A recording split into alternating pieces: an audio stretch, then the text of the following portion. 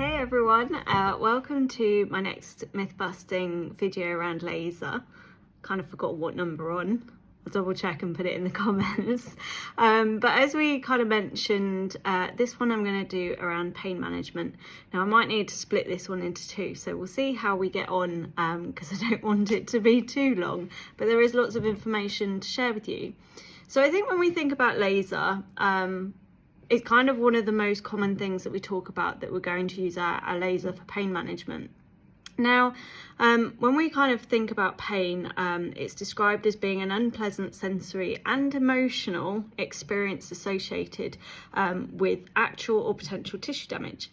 Now, I think that's a really important point here, that we're not just talking about the physical pains, but also the emotional experience of our patients as well. And I don't think we necessarily talk about that enough when it comes to our pets.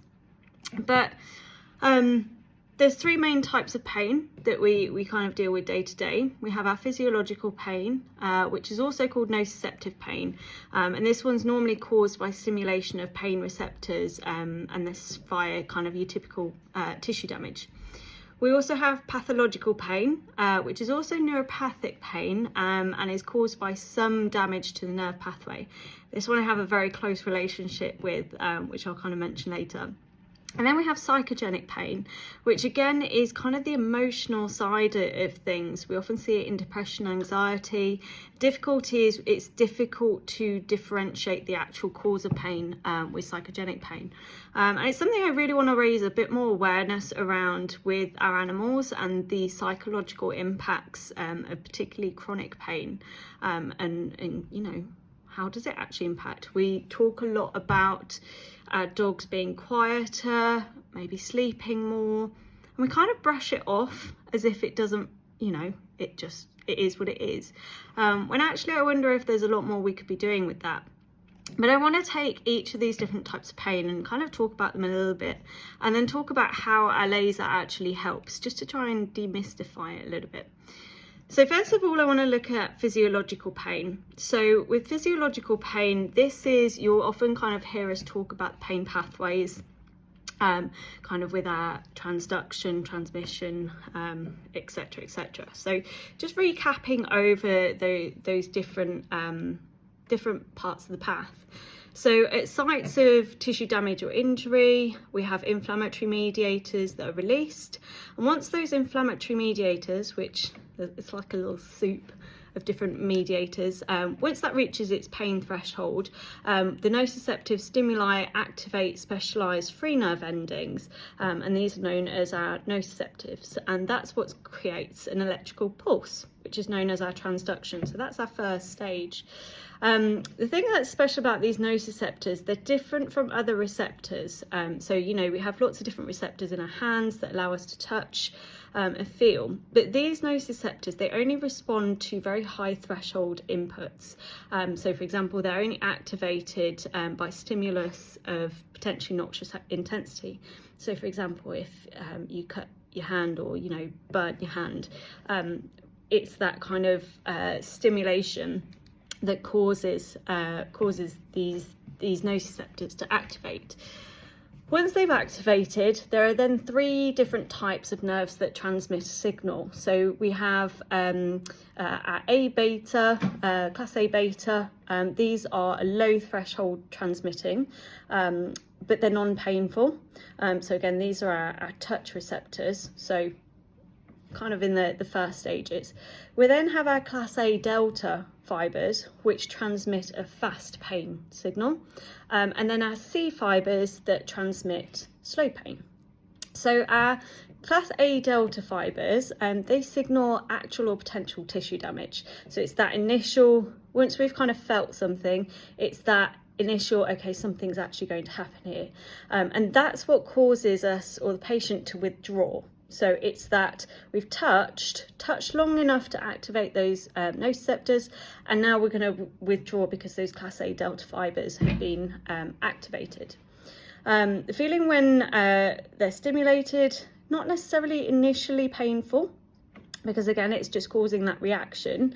Their fast transmission pattern is simply to indicate to that patient that there is a potential that there's going to be tissue damage if that hand is enabled to stay in the position it's in. We then have our C fibres, which again we mentioned are slower transmission fibres, and these transmit the signal to the spinal cord. But they're responsible for that dull, achy throb that we get. So again, if you accidentally burnt your hand, we have the touch, we have the kind of reaction to remove our hand, and then you get that kind of throbbing to kind of say that something obviously has happened there. And then those C fibres, you know, they transmit the signal up to the brain for the next stage. The C fibres, interestingly, we see them very commonly activated with chronic pain, because again, it's that kind of dull, achy, throbby pain, very often seen in cartilage, where again, we're likely to see a lot of chronic OA type pain there. So once those impulses enter the spinal cord, they're transmitted to specific nociceptive cells in that dorsal horn of the grey matter, and from there the nociceptive impulses are relayed to higher centres in the brain by various different ascending pathways. Neurotransmitters, they work to transform signals before they reach that brain. So GABA, for example, acts as an inhibitor there. And it is only once that signal reaches these higher centres that we consciously perceive pain. So it's quite a long process before it actually reaches the brain, and kind of we then start to perceive, you know, the pain.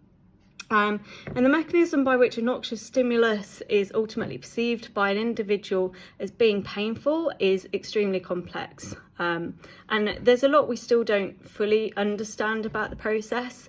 You know, our beta fibres that reach the dorsal horn, they also act as gate controls to inhibit modulated signal from reaching the brain. And that's why sometimes when we use massage at the site of injury, it also helps to decrease the perception of pain, which is our pain gate theory that you'll hear us again talk about. Perception of pain is the end result of nociceptive transmission, so that's where the cycle ends. And the term nociception, just to kind of say as well, is used to specifically describe the neural response to noxious stimuli. So that's kind of in a nutshell what's happening with kind of our pain pathways there. And obviously when we're looking at laser devices versus pharmacological options, you know, a lot of pharmacological treatments act by blocking specific biological responses. That's how they aim to reduce pain. For example, with NSAIDs, they inhibit prostaglandin release within that cycle. So that's how our typical physiological pain pathway kind of happens there. So then, like we said, we have our pathological pain. So pathological pain, as I said, is kind of neuropathic pain, and it often results from an injury to body tissues, or it could be a growth to some form of nerve, or kind of any of the you know, spinal cord, etc. It might be a disease like IVDD or a growth tumour that's obviously affecting the spine itself. The difficulty with neuropathic pain is where the pain is very often not actually where the actual what's the word I'm looking for? Where the actual cause of the pain is, if that makes sense. So, for example, I said that I have a special relationship with this type of pain. So I have a condition called trigeminal neuralgia. So we have the trigeminal nerve, which comes across the face, and it innervates the different areas of the face here. So something is causing compression on my nerve, and that sends shooting pain across my face.